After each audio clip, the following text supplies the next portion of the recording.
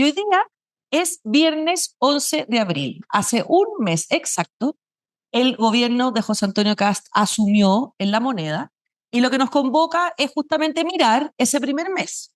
Un mes que ya es casi un lugar común decir que ha tenido el mes de marzo, que bueno, hace una semana, ¿verdad?, que ha sido eterno, lleno de contingencia tanto interna como externa, que ha obligado a ese gobierno a adaptarse sobre la marcha en circunstancias o contextos que no estaban o eran imposibles, ¿verdad?, de tener previsto.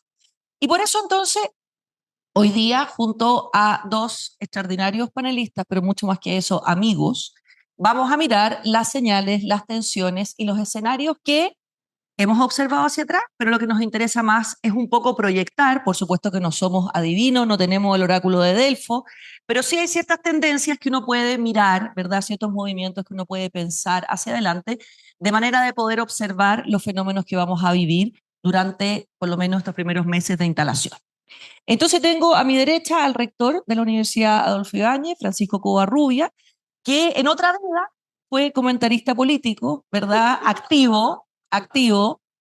Esperamos que en una vida que venga vuelva a hacerlo, pero por mientras, ¿verdad? Tiene también sus columnas en el Mercurio, que eso lo ha mantenido, pero que es un observador minucioso, diría yo, y de la realidad. Y por el otro lado, tengo, ¿no es cierto?, a Max Colodro, que es profesor de nuestra universidad y que también es un observador muy agudo, ¿verdad?, de la realidad, y que también tiene, ustedes lo pueden ver en la radio, en los medios, en distintos formatos, mirar con una mirada, diría yo, que mezcla muy bien lo analítico con lo contingente, lo que está ocurriendo. Yo soy María José Nodón, soy la decana de la Escuela de Gobierno de esta universidad y vamos entonces a empezar con este primer mes de ¿Puedo clase. decir algo? Por supuesto que puede Esto decir. nos presenta a nosotros como los que tenemos la mirada aguda y crítica, pero tú eres la más famosa de todos nosotros, así que es la más aguda y crítica. Así que lo que con Max acordamos es que tú no ibas a ser moderadora, sino que ibas a ser panelista y moderadora. ¿Ya? Meter la cuchara es lo mío, Ya. así que no importa, estoy feliz con ese rol.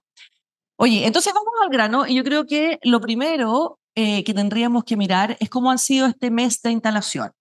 A mí me gusta siempre decir que un mes suena largo, pero es muy poco. Y en un gobierno, en una perspectiva de 4 años, también lo es.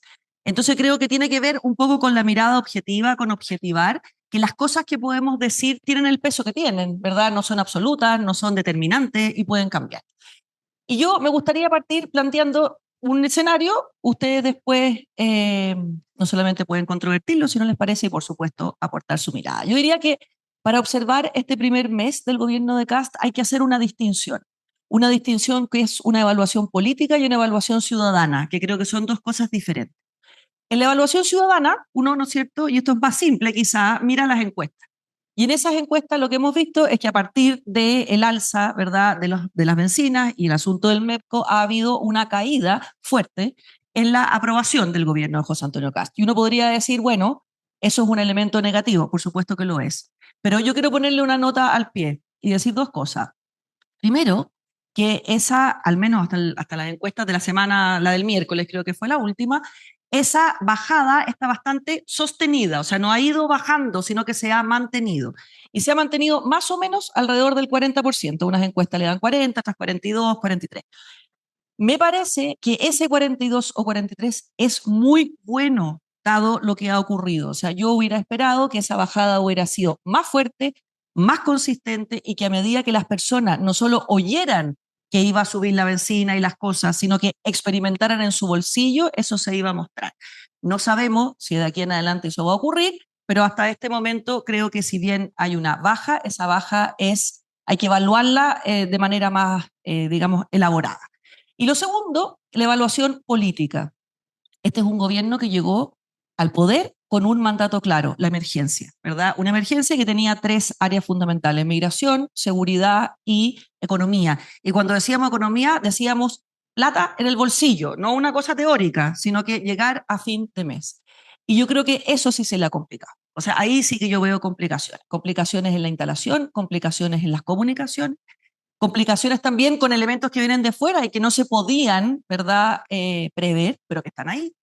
Y creo que ha sido difícil esa bajada del concepto de emergencia. O sea, lo que muchas veces decíamos aquí, yo creo que Francisco y Max lo dijeron también muchas veces, que la emergencia no alcanza, yo creo que efectivamente eso se está mostrando. Y se está mostrando primero porque creo que han tenido una dificultad de avanzar desde una lógica de campaña a una lógica de gobierno, primero, y por otro lado, creo que han aparecido otras emergencias que se han comido las emergencias. Entonces, no hemos visto con fuerza los temas de seguridad, no hemos visto con fuerza los temas de migración, hemos visto complicados los temas de economía y termino diciendo que además creo que ha habido un evidente golpe con la realidad. Lo que era fácil decir parece que no ha sido tan fácil de hacer.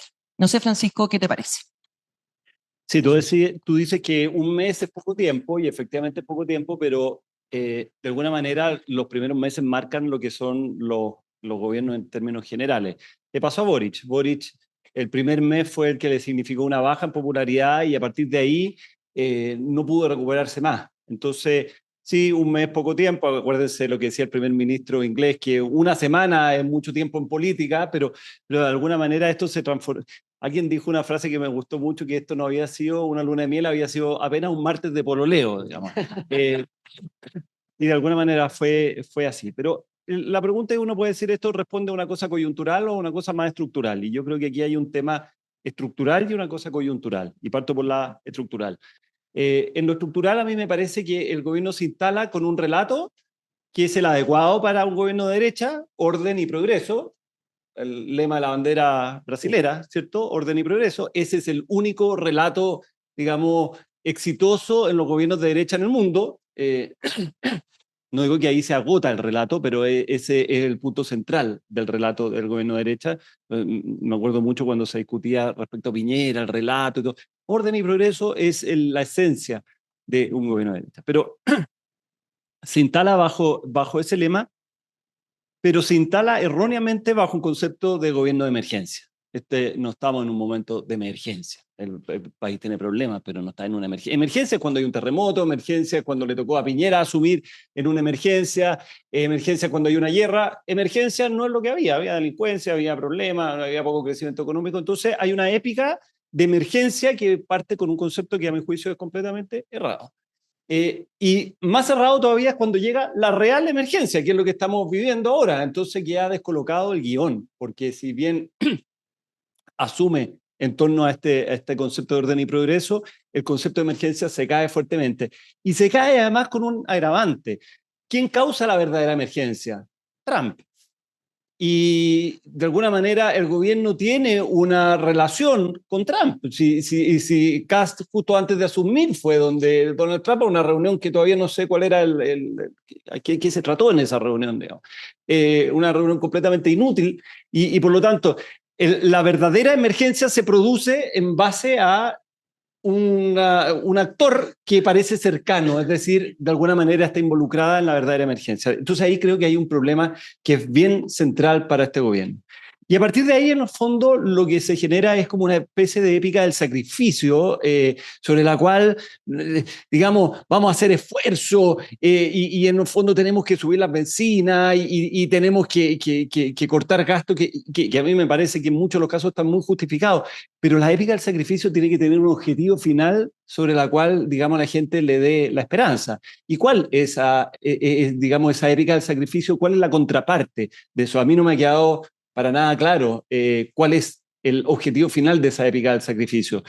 Hay una, y con esto termino para dejar a Max, pues, hay una épica que podría ser en torno a la seguridad, ¿cierto? Es decir, todos estos sacrificios que son económicos y que de alguna manera no están tan relacionados con la seguridad, pero de alguna manera podríamos tratar de vincularlos, tiene un objetivo que es en pos de la seguridad, pero sin embargo en el tema de la seguridad, y podemos hablarlo después porque ha sido un elemento muy central de la instalación del gobierno, creo que ahí tiene déficits estructurales que van más allá de la instalación del gobierno, de la posibilidad de cumplir. Entonces, si uno mira hacia adelante, la estructura es un poco compleja, porque hay un relato de instalación que no se cumple, hay una variable exógena que entra sobre la cual el gobierno tiene alguna relación y hay una promesa fundamental que es muy difícil de cumplir.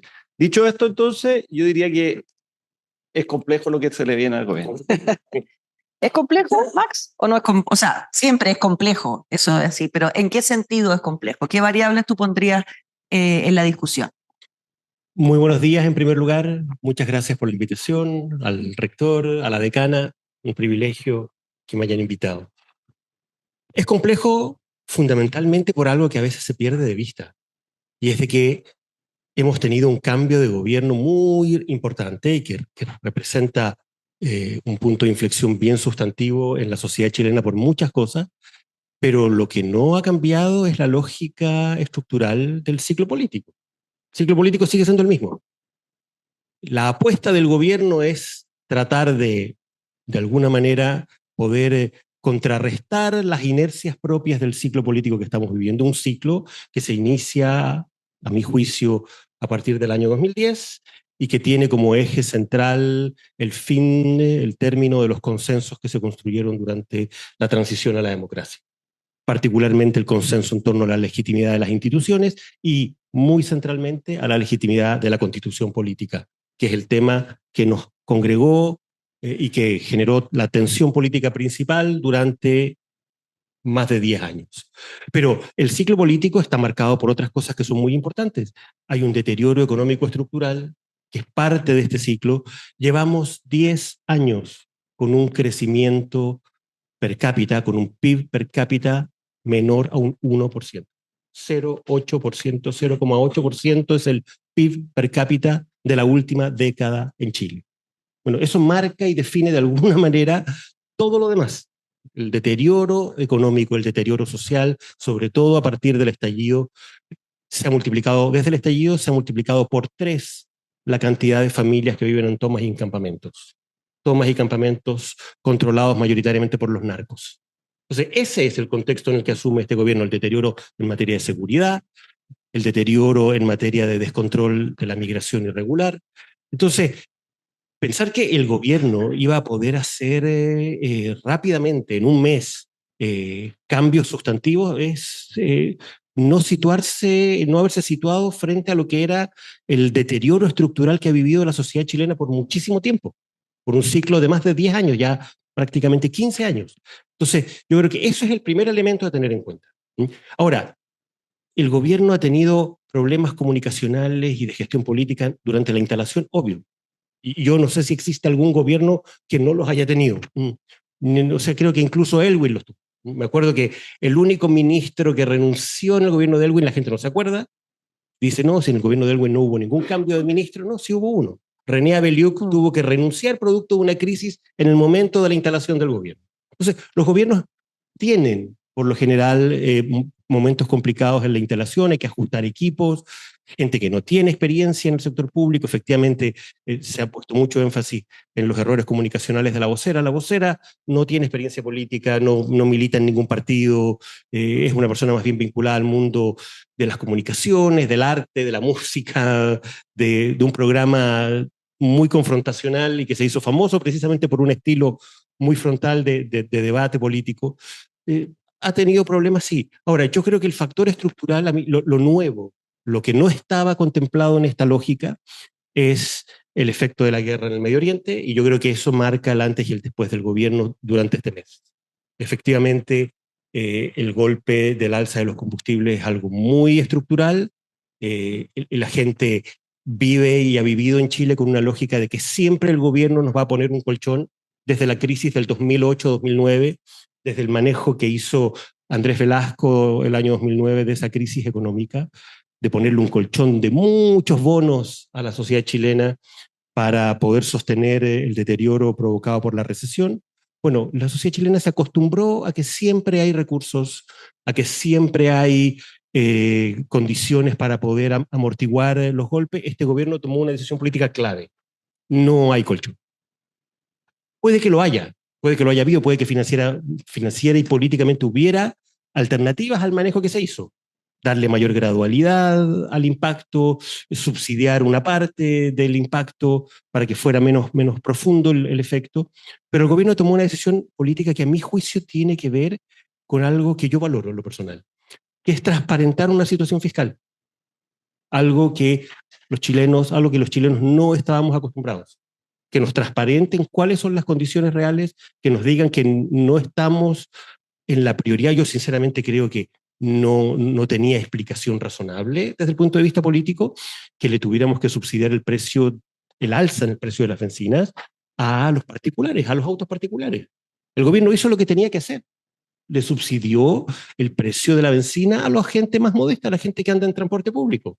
El metro, la micro, a los taxis, un bono mensual durante 6 meses de 100 lucas, era lo razonable, a la pesca artesanal, a la gente que transporta escolares, etc. Pero no correspondía subsidiarle el auto particular, el alza, a una clase alta que el 100% anda en auto y a una clase baja en que el 80% anda en transporte público. Era lo más regresivo que hay hacer eso. Entonces, yo sinceramente creo que el gobierno dejó que tuviéramos el impacto, como dices tú, María José, el primer choque con la realidad muy temprano, pero yo creo que este choque con la realidad tiene algo muy positivo, que es la caída de las expectativas. O sea, las expectativas con las que veníamos frente a este gobierno, sin mirar la lógica del ciclo político de deterioro profundo que está viviendo la sociedad chilena desde hace mucho tiempo, eran expectativas completamente desmedidas. A partir de ahora, el gobierno y la gente, sobre todo, empieza a entender cuál es la realidad que estamos enfrentando, no producto del mes que el gobierno lleva en ejercicio, sino que producto de decisiones que ha tomado la sociedad chilena durante casi 15 años. A ver, pero de lo que ustedes plantean, voy a tomar como dos hilos, ¿verdad? Que creo que pueden ser tres temas que podemos mirar. Lo primero, Francisco, tú dices, ¿no es cierto?, que aquí lo que se instala es un concepto nuevo, que es orden y progreso, ¿verdad? El concepto uno podría también llevarlo a la autoridad, al respeto, ¿verdad? Hay muchas palabras o muchos adjetivos más bien que derivan, ¿verdad?, de ese concepto. Y tú, ¿no es cierto, Max?, estás marcando que esa lógica que quiere instalarse se instala a la vez en un ciclo político mucho más complejo, ¿verdad? En que la violencia, el ciclo económico, el deterioro, ¿no es cierto?, en seguridad están, por supuesto, a la base. Y entonces aquí a mí inmediatamente me surge una gran pregunta respecto a este gobierno, que es el tema de la batalla cultural, ¿verdad? Que es un tema que ha estado aquí y que la oposición lo va a tomar y lo ha tomado como una enorme bandera, por lo tanto es importante. Entonces, ese es un tema. Segundo tema, que creo que vayamos viendo, tiene que ver con lo que dices tú, porque a mí me produce un cierto problema, estando de acuerdo con que la medida técnicamente es correcta, en el sentido de si no hay caja, no voy a endeudarme, ¿no es cierto?, en esas circunstancias para solucionar además un problema que no tiene fin, porque no sabemos cuánto va a durar, no es que diga vamos a durar de aquí 5 meses, 6 meses. Sin embargo, creo que hay un matiz ahí. Porque decir que no había otra solución me parece que no es verdad. O sea, sí había otra solución, ¿verdad? Y entre no hacer nada o hacer todo, había un montón de cosas, entre ellas la gradualidad. O sea, uno podría haberlo pensado también. Entonces, eso es lo primero. Y lo segundo es que creo que las declaraciones del gobierno había un problema en esto. Porque dice, mira, nosotros no nos vamos a amedrentar, digamos, por los votos, no vamos a actuar por votos. Yo creo que esa declaración, claro, es correcta, pero también es un problema, porque el verdadero éxito de un gobierno es entregarle el gobierno a su mismo sector en el ciclo que viene. Entonces, creo que lo que hay ahí, y eso es lo que te quisiera preguntar, Francisco, es un cierto desdén a la política, que uno lo ha visto, ¿verdad?, en declaraciones, en el mismo gabinete. Entonces, ¿cuán complicado puede ser combinar esta ansia por la batalla cultural legítima, digamos, por instalar conceptos que legítimamente serían positivos, perdón, voy a cambiar negro, que legítimamente serían, creo yo, positivos para el país, al mismo tiempo de que parece haber un cierto desdén por la política y una sobrevaloración de la técnica, un ejercicio de esa manera? Mira, voy a partir con una anécdota respecto a esto de las bencinas. Me tocó en el Mercurio entrevistar, la última entrevista que se le hizo a Sergio de Castro, exministro, para los más jóvenes, ahí veo algunos más jóvenes, exministro Pinochet, ¿cierto? Que fue como el gran impulsor del cambio económico y que en el fondo salió antes de la devaluación. Y entonces yo le dije, oye, pero ¿qué alternativa había para no tener que devaluar? Porque después de la devaluación vino todo lo que vino, ¿cierto? Ahí Juan Andrés después nos puede contar más, ¿cierto?, todo lo que ocurrió ahí. Pero Es decir, yo le dije a Pinochet, me dijo de Castro lo que había que hacer y esto tenía soluciones, había que bajar 10% el sueldo a toda la gente. Y Pinochet no se atrevió. Entonces, lo que uno tiene que preguntarse es cuando las soluciones técnicas se cruzan con lo político. O sea, incluso Pinochet no se atrevió porque vio que había un problema en esa solución. Obviamente esto no está a esa altura, pero lo que quiero decir es que muchas veces la economía y la política se entrelazan de una manera mucho más grande. Entonces, técnicamente es impecable la solución que hizo el ministro. Políticamente yo tengo dudas. Incluso hay una editorial del Mercurio exigiendo, no exigiendo, pero propiciando una mayor gradualidad en la forma como se plantea. ¿Ya? Ese es un primer punto. Lo segundo es lo cultural. ¿Cuál es la batalla cultural? Porque acá yo creo que hay dos batallas culturales. Hay una batalla cultural que de alguna manera sí se está dando, por mucho que no se diga, que es la batalla del orden y el progreso. ¿Ah? La corbata se transforma en el pañuelo verde, digamos, de alguna manera, ¿cierto? Eso es una batalla cultural. Lo que pasa es que nos adentramos siempre en pensar que la batalla cultural es el aborto, las tres causales o cosas de ese estilo, y eso la verdad es que yo creo que hay un gran interés en dar esa batalla cultural, hay una pulsión enorme, pero están contenidos digamos, por una cierta, digamos, entre promesa que se hizo y temor a lo que pueda ocurrir. Pero entonces hay una parte de la batalla cultural que por supuesto que se está dando y que se ha dado desde el día uno. Y lo tercero, los votos, que es lo que tú decías. Los regímenes presidenciales, como el nuestro, se basan en la popularidad del presidente. Un presidente sin popularidad es un presidente que no tiene ninguna posibilidad de movilizar su gobierno. Y eso ya lo vimos, digamos, lo hemos visto en la historia reciente, lo hemos visto en Latinoamérica, lo hemos visto en todas partes. Y por lo tanto, la popularidad es central en un régimen presidencial, mucho más que en un régimen parlamentario. Y por lo tanto, esto de que a mí me da lo mismo los votos, yo voy a... Acuérdense de Piñera con el 10% de los votos, era un no presidente, una persona no podía estar en ninguna parte, digamos. Entonces, es muy central el tema de los votos y de la popularidad para poder ejercer y llevar adelante su plan de gobierno. ¿Mm? Entonces, Max, efectivamente tenemos un problema político, de estructura política. Yo después quiero entrar en la relación con la oposición y en la relación con Chile Vamos, que creo que eso es una cosa distinta. Pero por el momento, primero, ¿tenemos o no, o ves tú, digamos, un cierto, yo diría que más que problema, un cierto desdén por la importancia que tiene versus lo técnico? Y lo segundo es respecto a la batalla cultural, porque uno podría decir, sí, se está dando la batalla cultural, pero a mí me parece muy legítimo que eso se dé. Entonces, ¿cuánto de esa batalla cultural es la legítima manera de ejercer el poder? Recordemos que el que llega al poder llega con votos y en una elección, no llega en una rifa. Por lo tanto, ¿no es cierto?, indica, ¿verdad?, algo. ¿Y cuánto de esa batalla cultural, que a lo mejor se está dando más soterradamente, es más bien la identidad del Partido Republicano, que no debería permear a un gobierno de José Antonio Kast, que creo que son dos realidades primas hermanas, digamos, pero que tienen que saber marcar esa diferencia?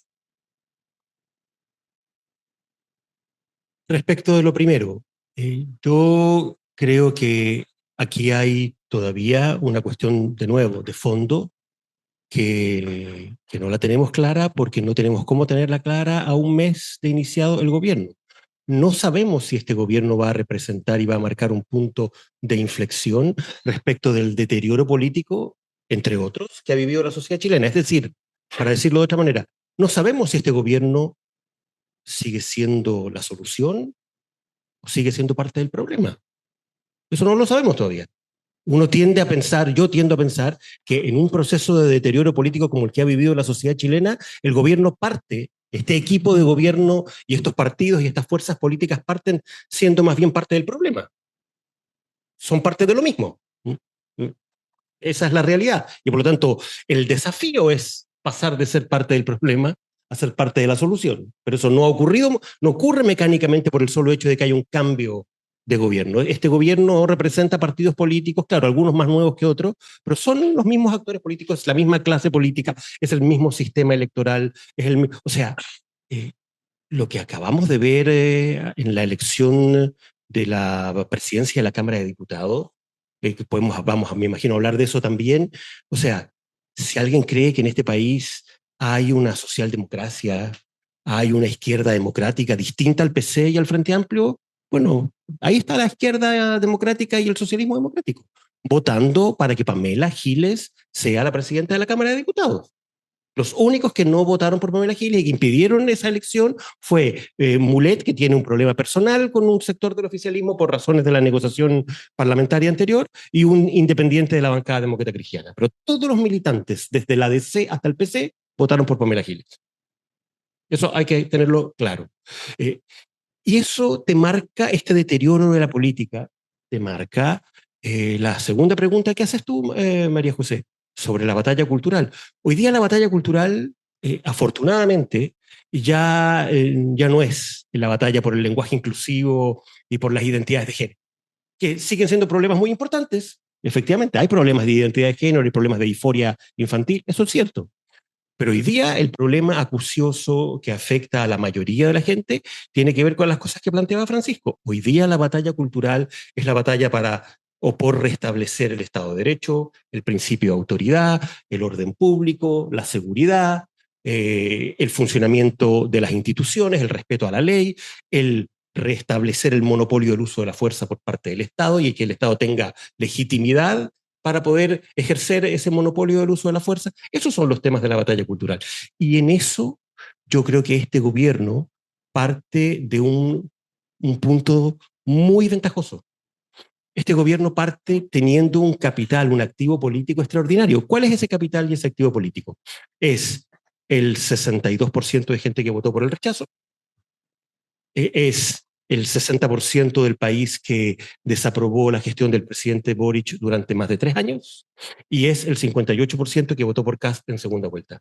Ese Chile, un Chile en torno al 60% que entiende y que conecta con estas nuevas prioridades de la batalla cultural.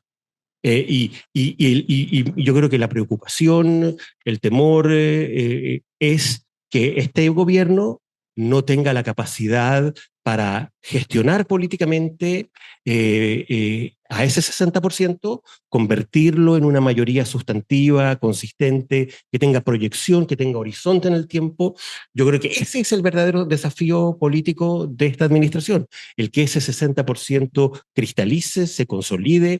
En ese 60% hay algo extraordinario que no había pasado nunca desde el retorno a la democracia, que es que hay un sector de la centroizquierda que finalmente cruzó la vereda en el proceso del rechazo, el sector que de alguna manera está representado en amarillos, en demócratas, pero también en un sector de la ex concertación que firmó para apoyar a Evelyn Matei en primera vuelta. Más de 100 intelectuales y dirigentes de la centroizquierda concertacionista que apoyaron a Evelyn Matei en primera vuelta. Es decir, hay una tremenda posibilidad para el gobierno desde el punto de vista de tener un activo político al que tiene que sacarle partido, pero el gobierno es el que tiene que hacer esa pega. El presidente, yo coincido con Francisco en eso también. Aquí el gran actor en un sistema presidencialista como el chileno es el presidente de la República. Depende de la gestión y de la capacidad del presidente, el ser capaz de construir y de rearticular a esta, o más bien de articular a esta mayoría que está ahí esperando ser articulada de alguna manera. Pero a ver, pongámosle pelos a la sopa a esa mayoría. Porque es verdad que uno mira, ¿no es cierto?, del primer proceso constituyente hasta ahora, hay alguien ha hablado, mucha gente, del cambio de clivaje. A mí eso no me convence demasiado, más bien no me convence nada. Buen concepto. Porque claro, porque además es demasiado poco tiempo para poder establecer una regla general, pero no importa, quedemos con ese número. Pero hay dos cosas que a mí me parecen difíciles en ese número. Lo primero, que a la primera medida parecería que ese 60% es bastante frágil, porque se cae de las encuestas, ¿verdad? Y todos los estudios indican que más bien ese grupo que se sale serían los votantes más cercanos a Parisi, es decir, votantes que no son ni de izquierda ni de derecha, que son votantes muy concretos, muy específicos, que están apostando por una vida mejor, por decirlo así, y que cuando entonces la cosa no funciona como quiere, cambia la expectativa, se descuelga. Entonces creo que ahí hay un primer problema, o sea, un problema de cómo tú mantienes ese fiato si no le das, como dice Francisco, demasiada importancia a la política, que es la herramienta, que es la gestión, porque esas mayorías no se gestionan técnicamente, se gestionan políticamente. Entonces ese es un primer problema.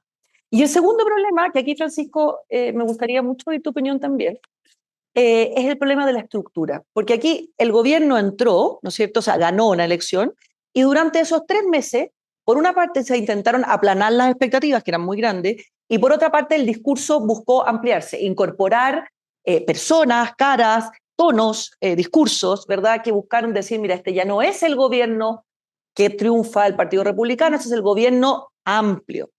Pero yo veo que eso simplemente es un discurso y que las decisiones se están tomando en el segundo piso, muy cifradas en el presidente, muy cifradas en sus asesores, y que muchas veces sus ministros, entre ellos la vocera, terminan actuando como voceros, valga la redundancia, como simplemente comunicadores de unas decisiones que no, en las que no participan. Y por otro lado, ¿no es cierto?, vemos a Chile Vamos, humillado, ¿verdad?, en su quinto lugar, que entra con dificultad porque no sabe si va a seguir siendo, si no va a seguir siendo.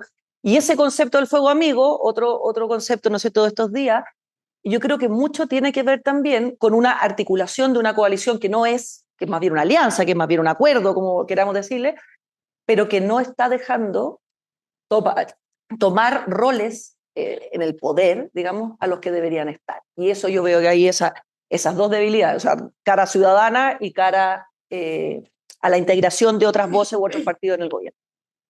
Sí, a propósito de lo que tú dices y de lo que decía Max, déjame decir tres cosas que están relacionadas. Lo primero es que esta discusión del clivaje, etcétera, yo le agregaría una cosa adicional, que hay un trauma en la sociedad chilena. O sea, el episodio del estallido social, el episodio de la nueva constitución y de menor medida, pero también la posibilidad de que llegue una candidata comunista a gobernar el país, son tres traumas al hilo que ha tenido la sociedad chilena. Y por lo tanto, eso reafirma un poco, no discutamos ahora si es clivaje o no, pero reafirma un poquito ese concepto que es bien de fondo, porque de alguna manera hay un temor. La política normalmente se mueve por el temor al otro, más que por mi adhesión a mi proyecto necesariamente. Y entonces está ese temor muy vivo todavía en la sociedad chilena. Eso lo junto con el segundo elemento, que es la oposición. Hoy día tenemos una oposición que está un poco desarticulada y creo que lo va a seguir estando porque fruto de ese trauma no solo han tenido malos resultados electorales, sino que además, de alguna manera, una parte de ella se ha desdibujado.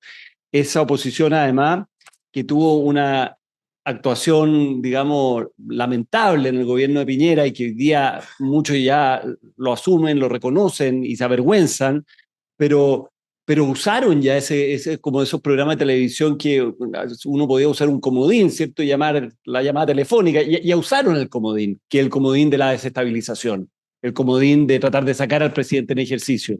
Y entonces va a costar mucho de que toda la oposición pueda volver a aglutinarse en torno a ese comodín. Eso no va a ocurrir y eso es una ventaja para este gobierno. Es una segunda ventaja. Tiene la ventaja del trauma y tiene la ventaja de una oposición que no puede extremar su argumento como ya lo extremó.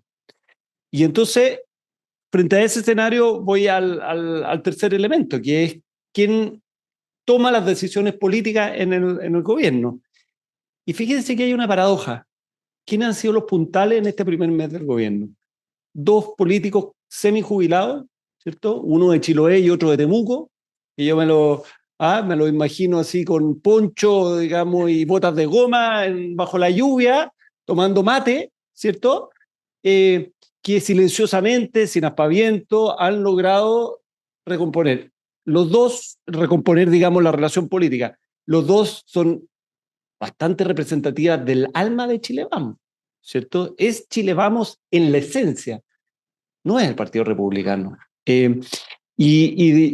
de alguna manera hoy día el peso político está ahí, pero se nota un cierto quiebre, o no sé si un quiebre o una cierta melodía distinta que se toma en un segundo piso que no tiene nada que ver con ese mundo pausado, calmado, dialogante,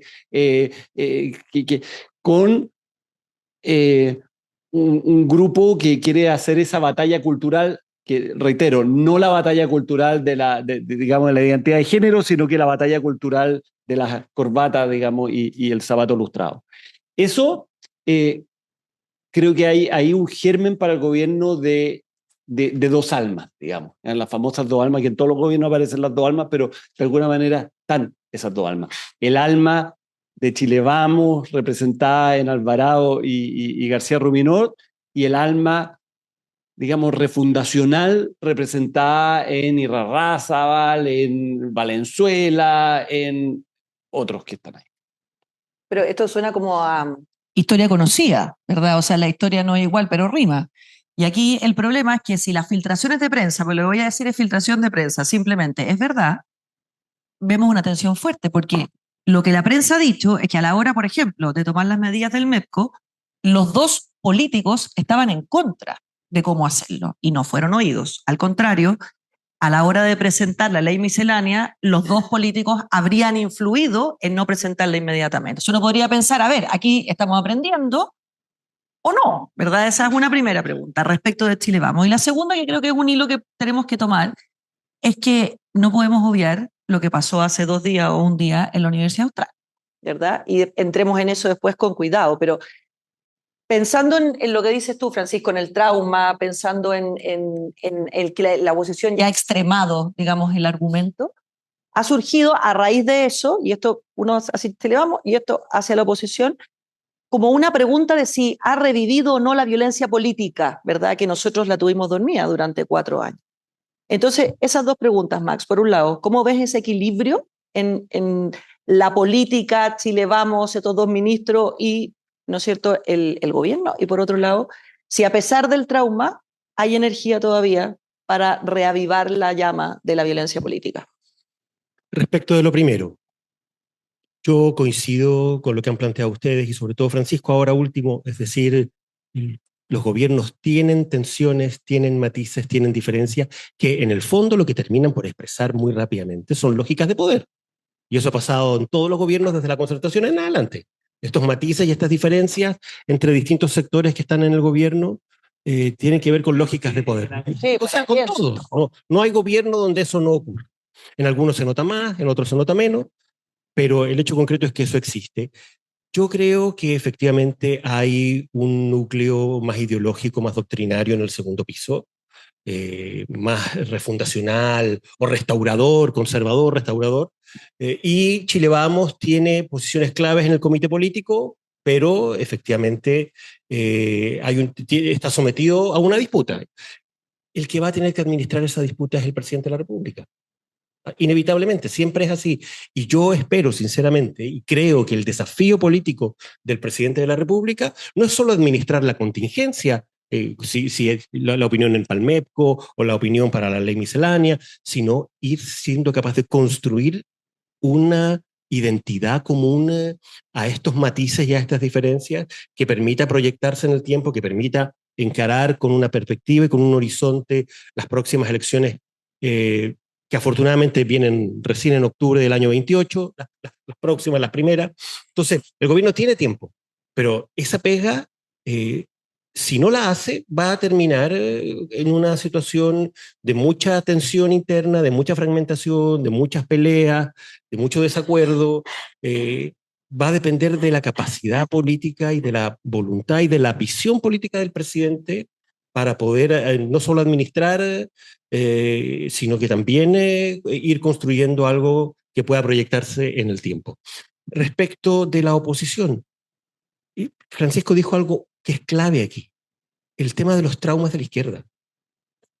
No nos podemos olvidar, cuando hablamos del contexto hay algo que es clave que no lo podemos olvidar. Llevamos en medio siglo 3 generaciones al hilo que han sido derrotadas estratégicamente y humilladas estratégicamente. La primera generación, la generación del golpe de Estado, que salió como salió del gobierno y que además vivió el drama de las violaciones a los derechos humanos, de la persecución, del exilio. O sea, una generación traumada. Segundo, la generación del 80, la generación que desde la democracia cristiana hasta el Partido Comunista soñó con un objetivo que no logra cumplir. ¿Cuál era ese objetivo? Derrocar a la dictadura de Pinochet. Y como no pudieron derrocar a la dictadura, como no pudimos derrocar a la dictadura de Pinochet, tuvimos que aceptar las reglas del juego institucional, tuvimos que aceptar la vigencia de la Constitución del 80, tuvimos que aceptar el plebiscito y por lo tanto tuvimos que aceptar una transición a la democracia con senadores designados, con comandantes en jefes inamovibles, con sistema binominal y con la guinda de la torta que nos recordaba nuestro fracaso todos los días y todas las noches, Pinochet sentado en la comandancia en jefe del ejército 8 años y asumiendo el año 98 como senador vitalicio. Segunda generación que tuvo que aceptar con mucho dolor resignarse a algo que no era lo que esperaba. Y ahora tenemos a una tercera generación, los hijos de la generación del 80, que soñaron a partir del 2011 y del movimiento estudiantil que iban a refundar el país, que el nuevo modelo que nos proponían Atria y compañía, que íbamos a cambiar la constitución, el Chile plurinacional y multicultural, que íbamos a terminar con las AFP, se tuvieron que ir con la cola entre las piernas. No hicieron nada de lo que querían hacer. Entonces, tenemos no un trauma, tenemos 3 traumas al hilo, de 3 generaciones al hilo. Entonces, ¿eso qué es lo que anticipa? Que aquí hay una bronca, una rabia y una frustración acumulada que en este sector, que es el sector irreductible, que ya lo vimos cómo funciona, es el 30% que está dispuesto a apoyar un gobierno, aunque las fundaciones se roben plata, aunque las cosas se hagan mal, aunque no le reconstruyan las casas a la gente que se quedó producto de los incendios en Viña sin casa, da lo mismo. A ese sector que vive del trauma, el 30-35% del país, lo único que le importa es que no gobierne la derecha. Y que cuando gobierne la derecha se desestabilice y se desfonda la legitimidad del sistema, la legitimidad de las reglas del juego de la democracia. Y eso es lo que está empezando a ocurrir rápidamente. Exactamente lo mismo que pasó en el primer gobierno de Piñera con el movimiento estudiantil y exactamente lo mismo que pasó en el segundo gobierno de Piñera con el estallido social. Yo no creo, y en eso coincido también con Francisco, probablemente no están hoy día las condiciones para un nuevo estallido social. ¿Por qué? Porque hay un sector muy grande del país que vivió las consecuencias dramáticas de lo que fue la violencia política del estallido social, el deterioro del orden público, el entregarle los territorios a los narcos en las poblaciones, el deterioro social. Entonces, efectivamente, hoy día el país está en otra y tiene otras prioridades y eso es parte de la lucha cultural, las otras prioridades. Pero de que esta izquierda, sin matices, yo no creo en el socialismo democrático, creo que ese socialismo democrático y esa izquierda democrática desapareció cuando Sebastián Piñera ganó la primera elección. Y creo que el comportamiento que han tenido, el que tuvieron el PPD, que tuvieron Jaime Quintana, el autor de la frase de la retroexcavadora, del parlamentarismo de facto, los que tengan dudas, relean la columna del domingo de Carolina Toa. Esa es la nueva izquierda y la izquierda democrática. La izquierda que supuestamente es la que va a colaborar con el gobierno. No, no va a colaborar con el gobierno. Ninguna. Van a ir construyendo un ambiente y un estado de ánimo que permita hacer lo que ya han hecho 2 veces. Puede que no lo logren hacer esta vez, porque el país hoy día es muy distinto. Pero de que lo van a intentar y de que van a estar trabajando día y noche por ese objetivo, yo no tengo la más remota duda. Yo quiero poner una cuota de esperanza aquí, ¿ya? Porque Cuando uno piensa en el 30% que va a seguir socavando la institucionalidad, porque eso es, ¿verdad? Es socavar la institucionalidad. Yo no puedo dejar de pensar que hay un 70%, ¿verdad?, que no está por eso. Y entonces ese es el que tiene que articular el gobierno. Eso es. Te voy a robar el micrófono. Ese es el desafío del gobierno. alguien nos está, hay un 30% que nos está boicoteando, pero bueno.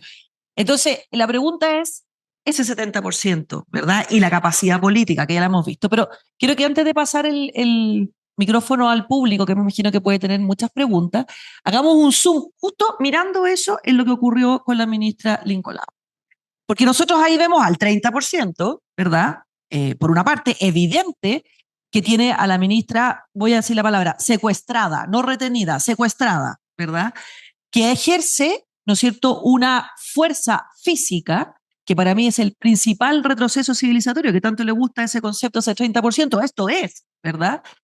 Pero tenemos además 2 cosas que me gustaría mirar. Un rector, ¿verdad?, que decide no llamar a los carabineros porque quiere solucionarlo académicamente. Yo no sé qué es lo que se puede solucionar académicamente en esas circunstancias.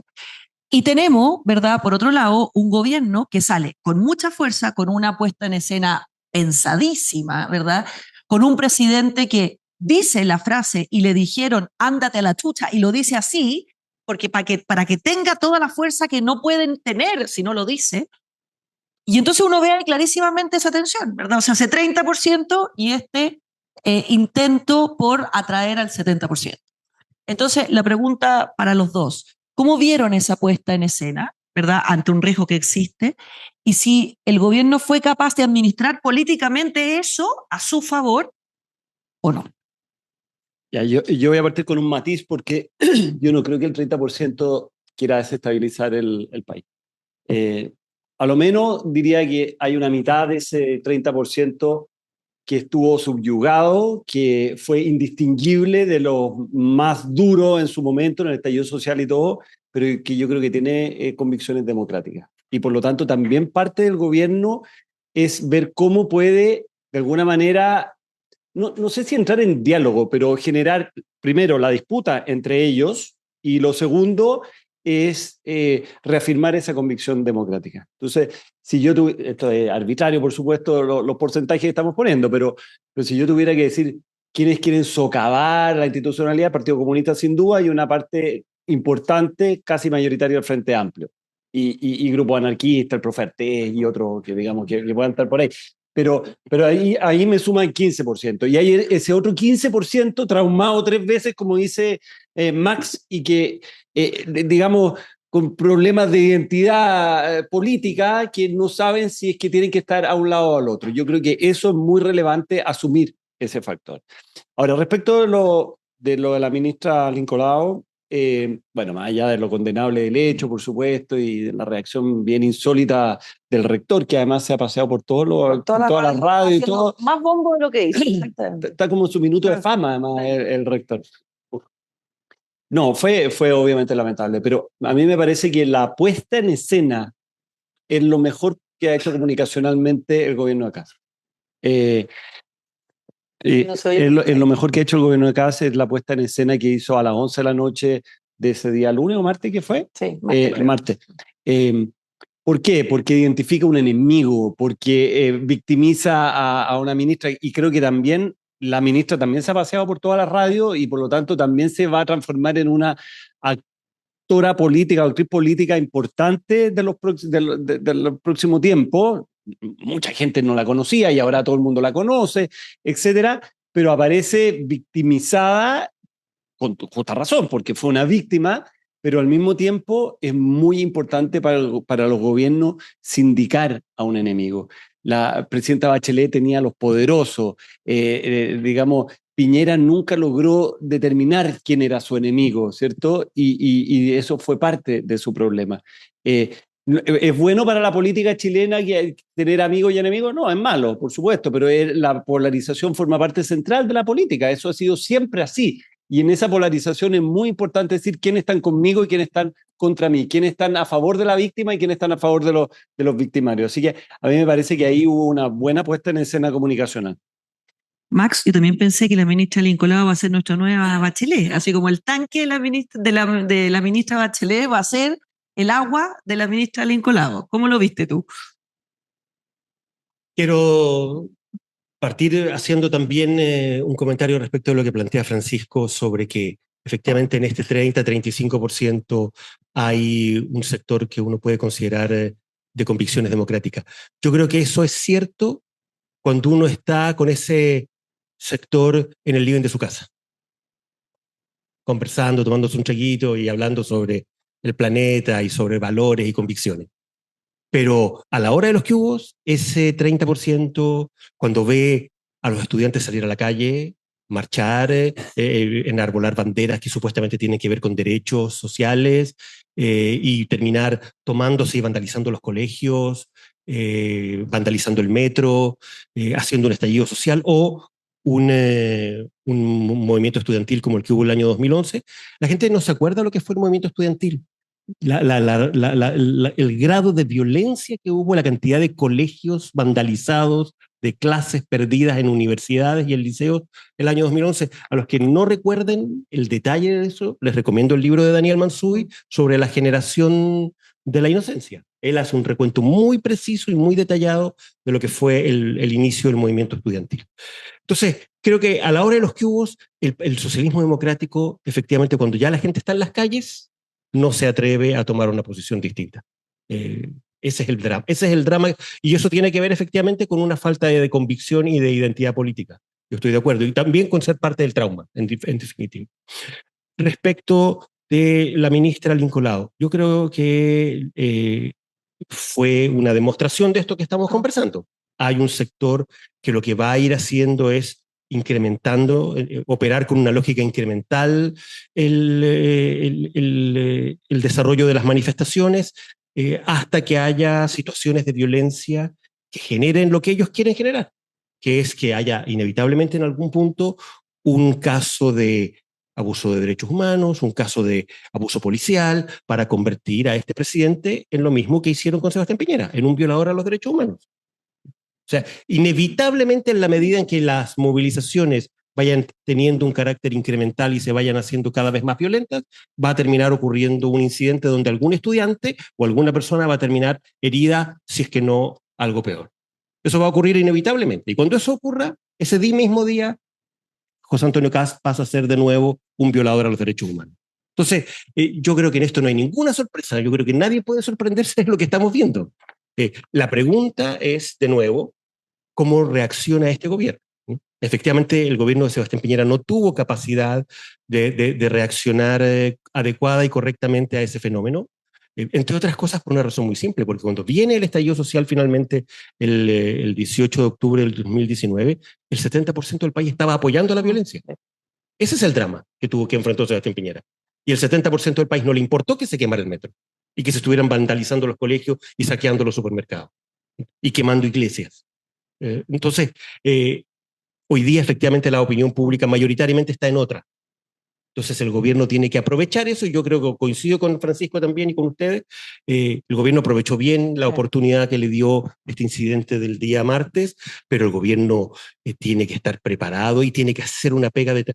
Esto es parte de la lucha cultural. Esto es una lucha política, pero es una lucha cultural, el arrinconar y el no darle ningún espacio de legitimidad a los sectores que en definitiva están apostando al resurgimiento, a la reinstalación de la violencia política. Aquí lo que no nos puede volver a pasar, y lo digo en primera persona, lo que no nos puede volver a pasar es que terminemos romantizando y diciendo, no, pero es que la verdad es que detrás de la violencia hay causas justas. Estos jóvenes realmente están preocupados de la calidad de la educación y por lo tanto puede que las formas no sean las adecuadas, pero eso al país, o sea, no hay ninguna causa justa. Oye, y lo que confirmó, perdón, con sí. esto termino, lo que confirmó que no hay ninguna causa justa es que durante 4 años no hubo ningún pliego de peticiones de ningún actor social respecto de nada. Y yo quiero agregar a esto que si ustedes se fijan ayer las declaraciones, incluso de Tomás Bodanovich, dijo, este nivel de violencia no es tolerable. Entonces la pregunta evidente es, ¿cuál es el tolerable entonces? ¿Verdad? Los otros decían, este nivel de violencia no es, pero no hay que olvidarse que...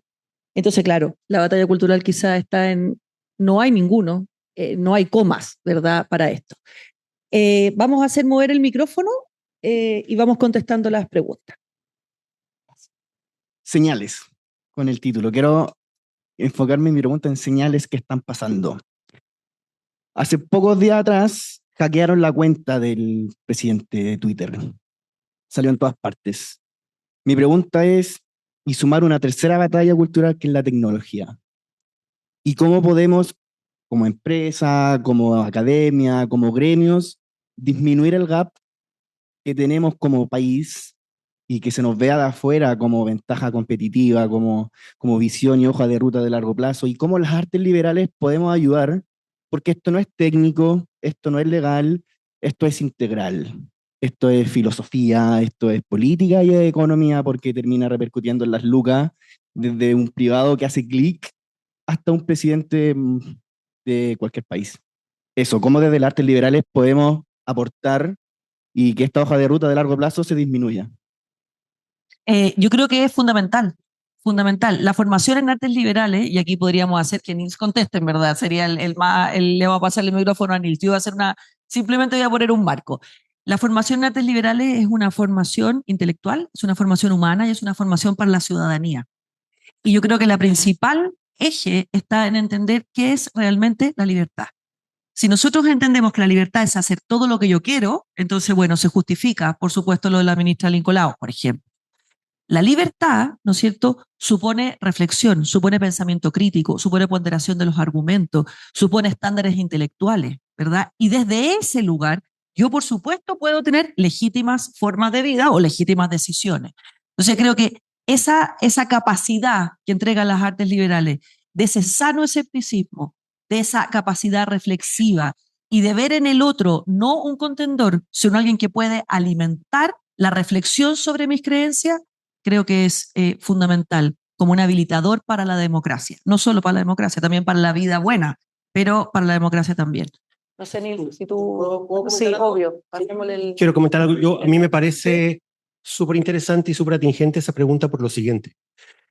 Tiene que ver con el contexto de fondo en el que estamos, es decir, el cambio civilizatorio producto del desarrollo tecnológico, lo que implican las nuevas tecnologías de la comunicación digital, el desafío ontológico que representa la inteligencia artificial para la especie humana y que va a ser cada vez más agudo y más profundo en las próximas décadas, el cómo se reflexiona, el cómo se analiza, cuáles son las perspectivas que está abriendo este mundo, cuáles son las perspectivas que va a dejar como posibilidades en el camino. Yo creo que ese es un tema y un desafío muy importante desde el punto de vista de la reflexión. Creo que muchos de los problemas que estamos viviendo en Chile tienen que ver con este contexto global. Lo decía Francisco, la polarización no es un fenómeno nacional. Tiene expresiones nacionales, pero lo que está ocurriendo con las democracias en el mundo occidental, el deterioro de la política, el deterioro de las democracias, este estilo de liderazgos autoritarios que hoy día se han convertido en los liderazgos más importantes del planeta, bueno, al final tiene que ver con este cambio civilizatorio provocado por el desarrollo tecnológico y eso plantea un desafío muy profundo para la política, para las universidades, para la reflexión desde la lógica de lo que son las artes liberales. Oye, y yo agregaría una cosa que es bien clave, y es que si tú lo piensas así, la batalla cultural más importante es la educación, sin lugar a dudas. O sea, sin hacer ese giro, no se va a producir ese cambio. Y al mismo tiempo es la que tiene menos retribución política directa, y por lo tanto es la que tiene menos incentivos para ser abordada como prioridad. Se dice, se declara, pero no se acciona. Si este gobierno logra, en cierto sentido, mover esa aguja, yo creo que también va a tener un enorme éxito en esa batalla cultural no valórica, sino que estructural de la sociedad. Ustedes hablaban básicamente de que era una, comillas, disputa entre el 70 y el 30%, y cómo el gobierno tenía que agrupar ese 70%. Mi pregunta es, la experiencia desde cuando yo estaba en la universidad ya hace mucho tiempo, que ese 30% lo maneja el 1% de ese 30% y el 99% restante no participa, se arranca, se esconde, se corre para el lado, tiene susto. ¿Cuáles deberían ser las medidas, gestiones que debería hacer el gobierno para por lo menos congregar a ese 70%? Porque todas las manifestaciones son poquísima gente y para el país en la universidad, etc. Yo creo que hay una...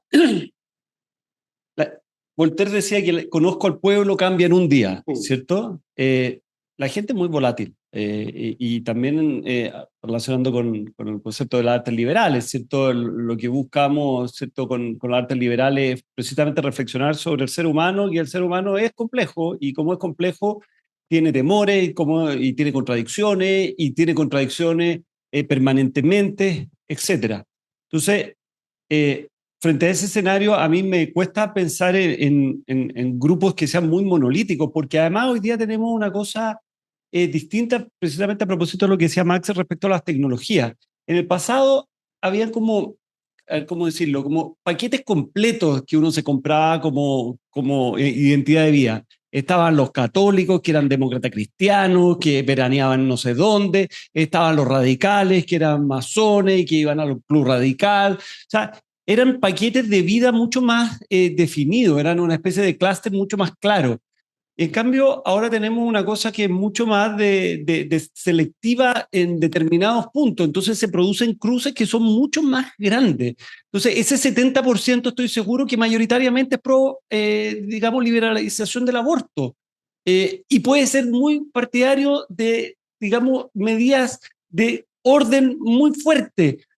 No es tan obvio las declaraciones, o sea, la forma de aglutinar, y por lo tanto eso hace que sea doblemente difícil. Y respecto a la polarización, es verdad lo que dice Max, estoy de acuerdo con él, pero también es verdad que eso ha sido la tónica del mundo siempre. Si nosotros vivimos un paréntesis en los años 90, se cayó el muro de Berlín, el trauma, ahí había otro trauma, ¿cierto? Y pensamos en un momento determinado que daba lo mismo que gobernara Tony Blair, que gobernara Berlusconi, que gobernara Aznar, que gobernara Ricardo Lagos, Piñera. Da lo mismo. eso se acabó y eso duró un periodo, pero fue una excepción, fue un paréntesis en el mundo.